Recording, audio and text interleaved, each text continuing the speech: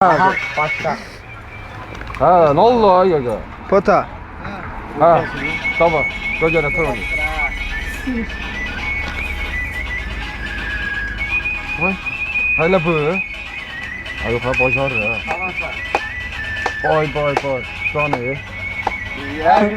Canı buranı.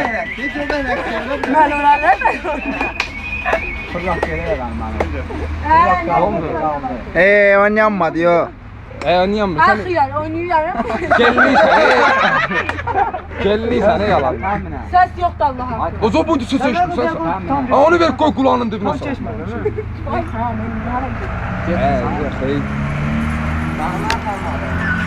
Kamran, Ben Kamran, gülerken oğlan değilse. Kamran yaxşı oynuyor. Kamran senden yaxşı oynuyor. Ha oyna Kamran. Kamran senden yaxşı oynuyor. 10 verme gel, 10 verme.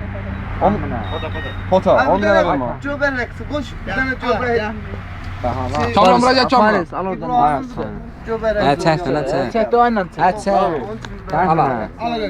Ben Allah. Çek. Tut. Ay kendini. Al.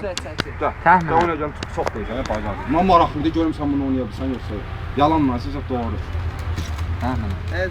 Ha onu çıxarma. Ne olsun lan ha?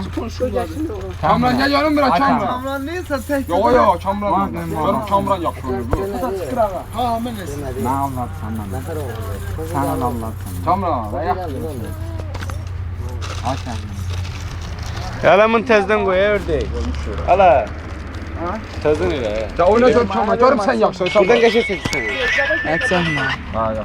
Neyse ne onu? Ha çok görürsən. Şahın maması.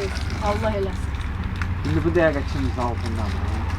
Şkulu neyse buradan Ben ne edirəm ki?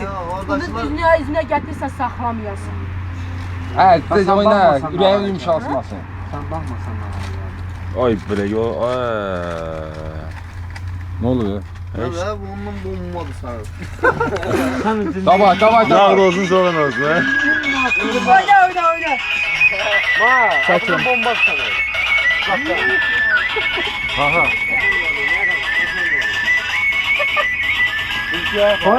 Koy.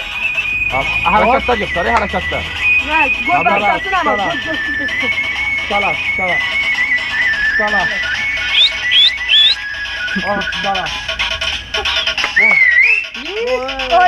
Oynadı. Be. Oynadı neyle bir el golü be. Bomba kundum var. Bay. At hep pındın at. Böyle oyna. Göbeğim damcı kaldı. Ulan beni izledi. Aydan oynasın da, ne oynasın da. Yine sevgi Göbəkləsin. Göbek.